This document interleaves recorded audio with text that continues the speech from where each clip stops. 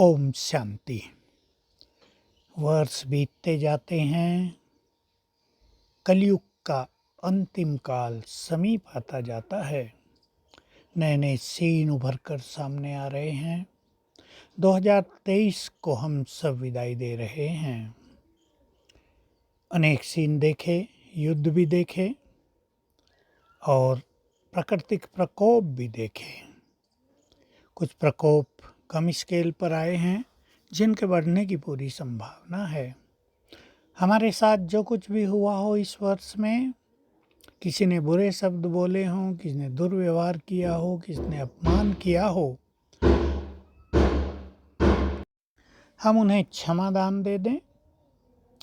और हमने किसी के लिए ऐसा कुछ कर दिया हो जो हमारे मन को खाता हो या कुछ गलती हो गई हो, उनसे हम क्षमा याचना कर लें, बाबा से क्षमा याचना कर लें और नए वर्ष में एक फ्रेश मूड से, हल्केपन से पास्ट को भुलाते हुए हम सभी प्रवेश करेंगे। कुछ भूल हुई हो, भूल में भी भला होता है यदि हम उससे कुछ सीख लें, कुछ अच्छी चीज़ सीख लें ताकि हमारी भूलें भी हमारे लिए वरदान बन जाएं। भूल तो मनुष्य से ही होती है।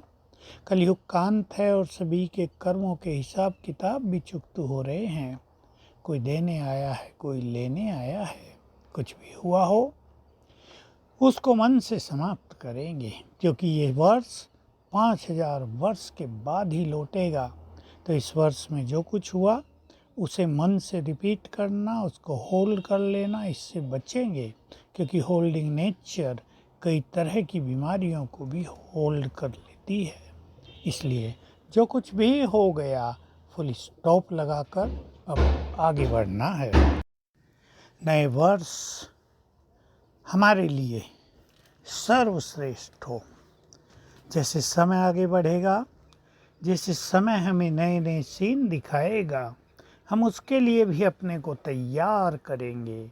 और ड्रामा का क्योंकि संपूर्ण ज्ञान हमारे पास है, कुछ भी अननोन हमारे लिए नहीं है।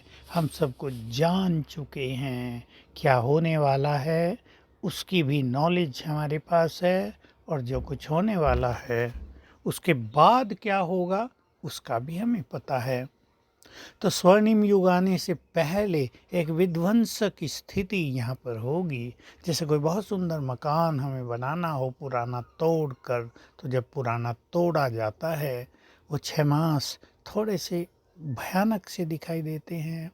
थोड़ा ऐसा भी होता है जिस घर में हम इतना समय रहे, जिस घर ने हमें बहुत सुख दिया, उसको हम तोड़ रहे हैं, कुछ मन में पीड़ा भी होती है। ऐसे ही ये पुरानी दुनिया टूटेगी, पीड़ित भी करेगी, और थोड़ा सा इससे हमारा अटैचमेंट भी है हर चीज़ से, अपने घर से, संपत्ति से, अपने सामान से, वो भी हमें अपनी ओर खींचेगा। लेकिन हमें उन सब से बुद्धि योग निकालते चलना है, क्योंकि अब हमें योग का सुख लेना है। तो नए वर्ष को हम नए ढंग से मनाएंगे। अपने मन को उमंगों से भरें, नए वर्ष का कुछ टारगेट फिक्स कर लें, हमें ये अचीव करना है। और अच्छा हो, जो कमी रह गई हो उनको पूर्ण कर लें, उन्हें परफेक्ट कर दें, उन्हें निकाल दें। जो सद्गुण हैं जो हमें लाने हैं उन पर विशेष हम ध्यान देंगे। तो हमें ध्यान देना है कि नए वर्ष में समय का, घटनाओं का, परिस्थितियों का प्रभाव हम पर न हो, बल्कि हम अपने प्रभाव से समय को प्रभावित कर सकें। प्रभाव हमारे पास भी बहुत ज़्यादा है। हम मास्टर क्रिएटर हैं, हम समय को भी बदलने वाले हैं।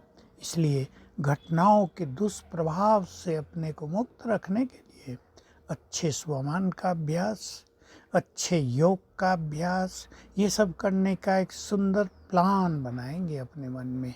क्योंकि टारगेट को पाने के लिए एक सुंदर प्लानिंग की आवश्यकता होती है।